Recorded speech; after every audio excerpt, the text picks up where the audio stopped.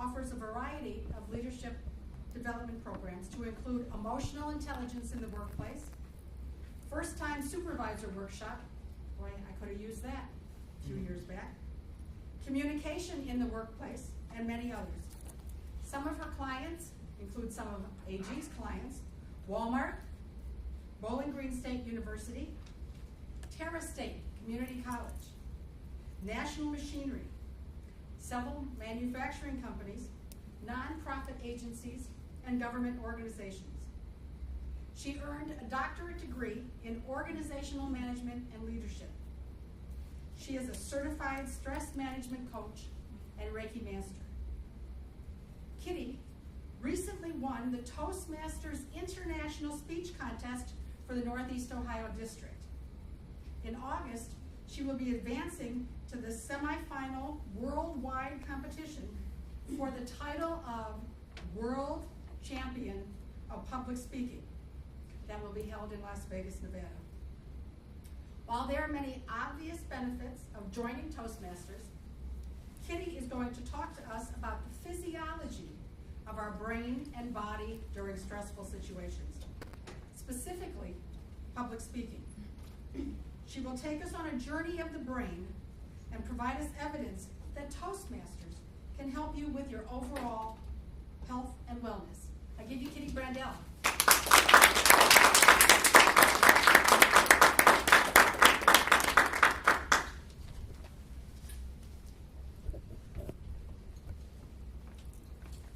Madam Toastmaster, fellow Toastmasters, and to all of our welcome guests today.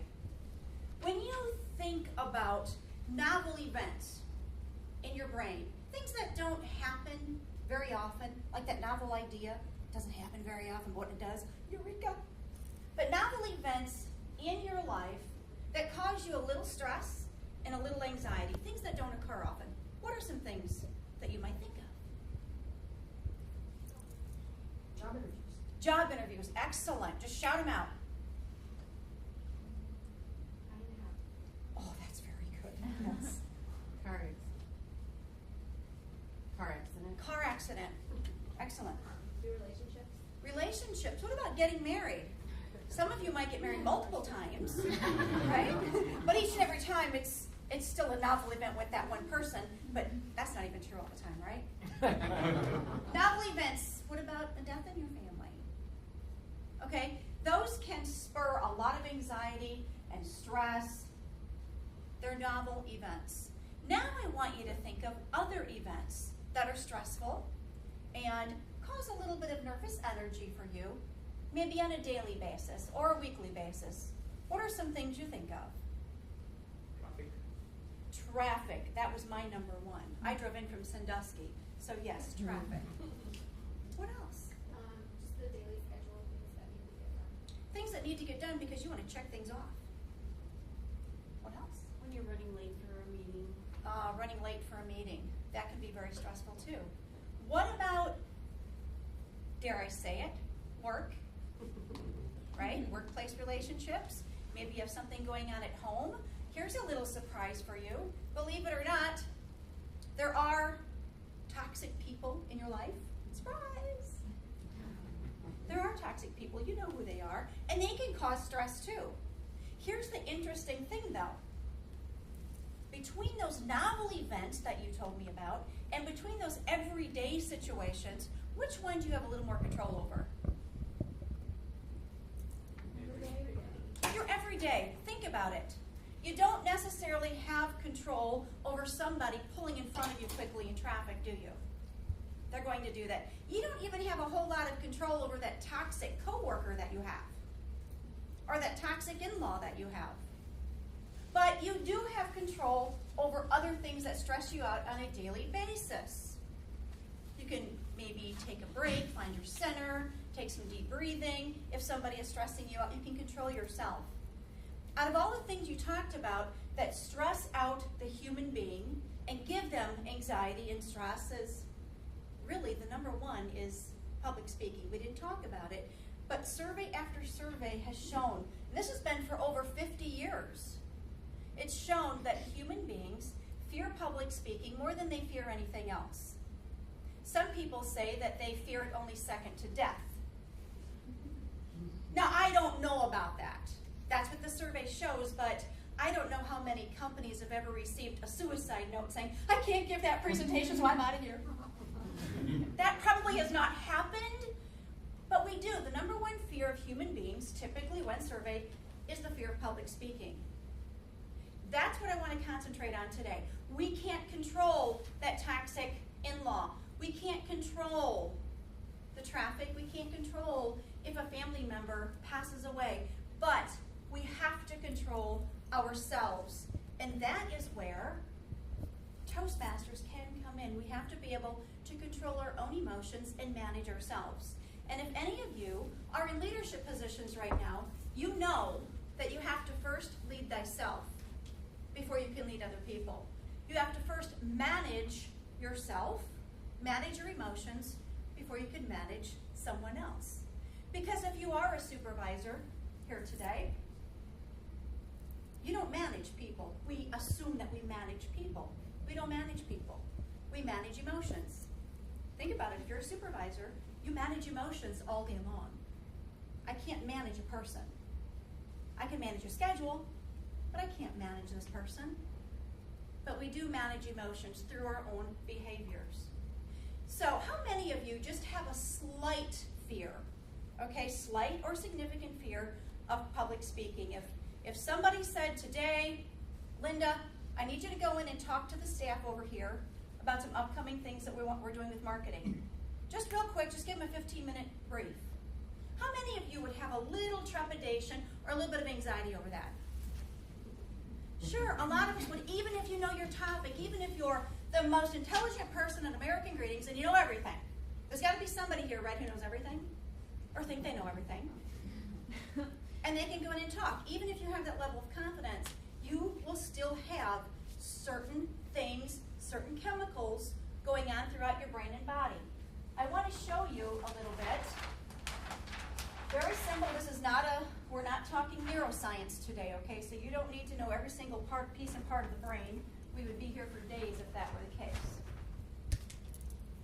So here's what happens. So Linda's going over here to give this staff a briefing on something, and immediately her body goes into a stress response. Immediately. Even if she's comfortable with public speaking. Just so you're aware, this is the side of a brain. Okay, so you're looking at it from the side. This is the front part of your brain and the back part of your brain.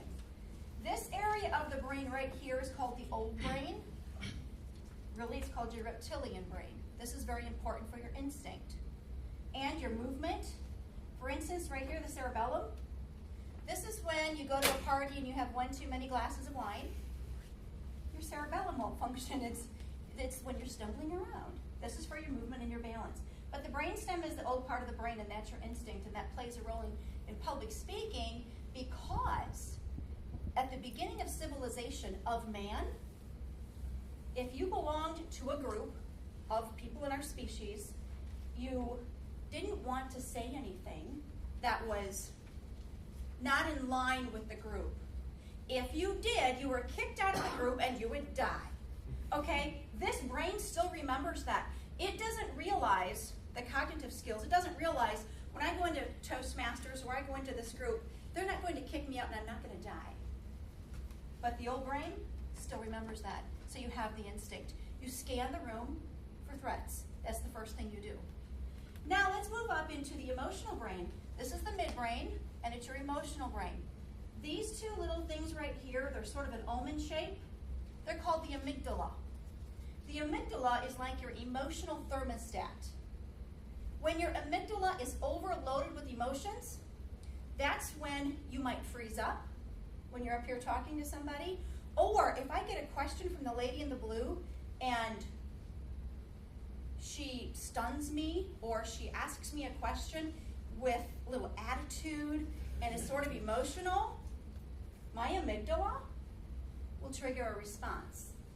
If I have a high level of emotional intelligence, I might lash back at her and put her in her place. Okay, if I have a higher level of emotional intelligence, I'll control that and we'll talk later. Your amygdala controls your emotions. Do you see how important that can be when you're anticipating fear of giving a presentation? The other part of the brain I want you to be aware of are the frontal lobes over here. The frontal lobes are your executive center. That's your logic center.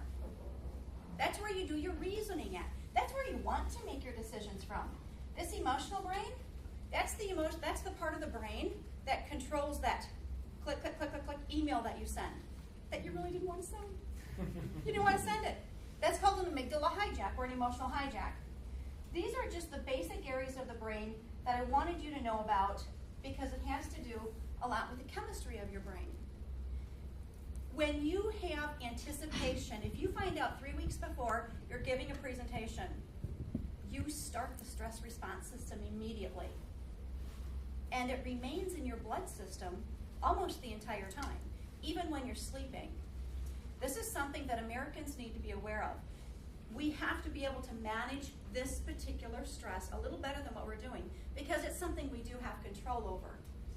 When you find out you have to give a presentation, or even if it's in spur of the moment, your adrenaline starts to flow through your system, starts to go through your body. What happens? The adrenaline increases your respiration. You start to breathe a lot faster.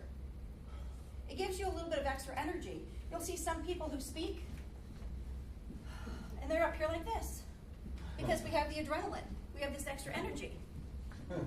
We do. And adrenaline also makes your heart beat really fast. So your heart is beating really fast, and you need that sometimes. During sports, running from a dog that might be chasing you, you need the adrenaline. But here's the kicker. When cortisol, that stress hormone, fills up your bloodstream, it thickens your blood. Now your blood is like syrup, and your heart is trying to pump it through the arteries that typically doesn't have cortisol. So now it's going really fast, and the cortisol is thickening up your blood. You need cortisol in the event you do have a real danger in place. Have you ever heard of those superhuman beings who pick cars up off of people? That's the spurt of cortisol that you'll need during those situations. We need them in little spurts. We need it in little spurts. Here's the problem. In the United States of America, Americans are living in the red in cortisol. We have to be able to control this and manage it. It is a silent killer. We have to do something to manage this. And if public speaking is the #1 fear of human beings, we need to figure out a way to control it. Because we can't control the guy next to us who's toxic, we can't control the bad drivers, and we can't control any other novel events that are going on in our life. This is something we can control. And Toastmasters can help you do that. So we have adrenaline spilling out into our bloodstream. Cortisol is thickening up our blood. Our dopamine is plummeted. Dopamine is that feel-good chemical. If somebody makes you laugh, if somebody makes you feel appreciated, you have dopamine, the neurotransmitters in your brain emit this chemical, and you feel good. Do you feel good after you laugh? That's because you have higher levels of dopamine. People like to get addicted to laughter. Other ways to increase your dopamine.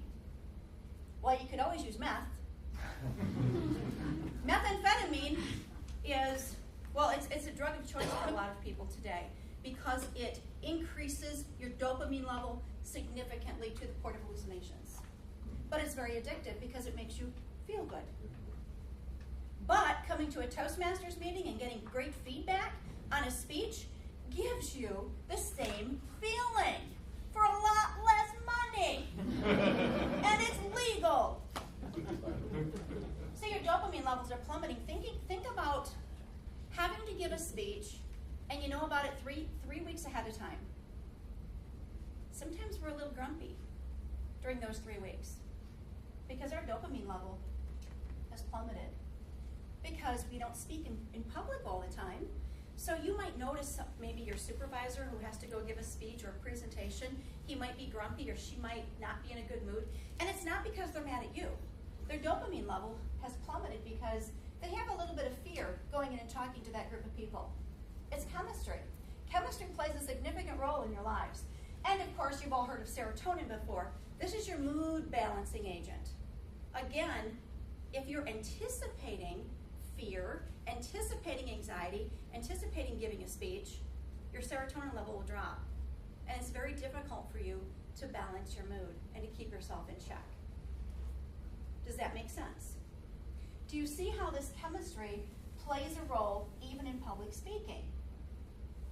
Toastmasters is a way to not alleviate and not completely get rid of or overcome any of these, but it is one tool to help you. There are many ways for you to manage your fear in public speaking or even your anxiety. You could find somebody who works in behavior modification. Now that's typically a psychiatrist, and it's cognitive therapy to help you manage your fears. If you have a fear of flying, you might need to see somebody in behavior modification. And it works fairly well for some folks. You can also use visualization skills. I take myself now through my own visualization, but it's taken me 4 years to really get in tune with the feeling and the sensory pieces of visualization. It isn't very easy, but you can find somebody to take you through visualization to help you with public speaking. The other thing you can do that doesn't cost as much as a therapist or a psychiatrist is consider Toastmasters, because it allows you practice. Think about the first time when you were younger that you got behind the wheel of a car. Were you nervous? It's hard for me to even think back that far, Linda. I was nervous. I was in the middle of a cornfield with my dad. He didn't even trust me on the road. But I remember being behind the wheel of that car with my driver's ed instructor back when they had driver's ed back in my day. And I was nervous. I'm sure he was even more nervous. But I was nervous, but the more I got behind the wheel of that car with him, and he was very supportive, I felt better each time. It calmed my fears. Basically, it tamed my amygdala. It tamed my emotional thermostat, because the more I did it, the more confident I became, and the less stress that I caused myself. Very similar to Toastmasters. Toastmasters has been a proven method to help manage your adrenaline. Sometimes we want adrenaline. It feels good. We can manage our adrenaline to make it feel good. It can decrease our cortisol, absolutely, and our stress management. It definitely increases our dopamine. I don't know about you, but for the Toastmasters in the room, when you're done with a meeting, don't you feel like so motivated? My meetings are typically at night. I had my meeting last night in Avon Lake. And I didn't even speak last night except for giving 2 evaluations. I felt so good after coaching 2 of my fellow Toastmasters to their next level that I couldn't hardly get to sleep last night. And I'm sure that my dopamine was completely spilling out all over my bloodstream because it made me so happy. I was filled with joy because I got a chance to help somebody. Whenever I do that, in turn, somehow, some way, I feel like I learned something too. So it increases your dopamine, and it manages my serotonin. I actually look so forward to Toastmasters that my serotonin goes up by itself. I don't need any type of stimulant to make the serotonin go up. I don't need any stimulant to make the dopamine go up. In anticipation of going to my Toastmasters meeting, I'm automatically happy. I love that feeling, because here's the thing. When we go in front of a group of people, your old brain, your brain stem down here, it knows there's a threat. Because if I say something stupid that they don't like, they're going to kick me out and I'm going to die because that saber-toothed tiger is going to attack me. My old brain really believes that. But here's the thing. With your frontal cortex, you know that isn't the truth. You know that they're not going to kick you out in the middle of nowhere and have some type of prehistoric animal eat you alive. We know this to be true because of our cognitive skills. This is your cognitive executive center. Rationally, I know that won't happen, so I have to repeat that to myself. And for those of you who are not in Toastmasters and you're thinking of joining, one of the things that you can do is practice coming up here and maybe just giving a 2 to 3 minute speech if you're not comfortable with giving the 5 to 7. What that does is it helps tame your emotional brain. Logically, you're going to know they don't want me to die. They only want the best for me. Logically, you're going to feel that. You know it for certain. then after everybody's looking at you with smiles on their faces and they're treating you with respect emotionally, you're going to feel joy and you're going to feel safe. So you can tame this old brain down knowing that there won't be the threats. The more you do that in Toastmasters, the more you come to the meetings, watch other people go through it, and they survive. And the more you do this and you come up here in front and engage with people, give feedback, receive feedback, you will tame your emotional system, and the instinct from your old brain will tend to die down. That's the beauty of practicing. I'm not saying that practice makes perfect. I guess unless you're LeBron James or somebody. I don't set perfect or perfection as my goal. I would never do that. For me, that's unrealistic. Maybe for you it would be. But because I don't expect myself to be perfect, I feel like my emotions are more in control. Because I know that I'm a work in progress. And if you feel that way too, you're a work in progress, come to your Toastmasters meeting, try to get as much feedback as you can from them. And as you do, you'll find that your adrenaline responses, you can control them better, your cortisol will go down, your dopamine will definitely go up, and your serotonin will stabilize. And I hope that those of you who aren't in Toastmasters right now can see why it's so important that cortisol is really a silent killer. We need to manage it, and Toastmasters can help you do that. Met a Toastmaster.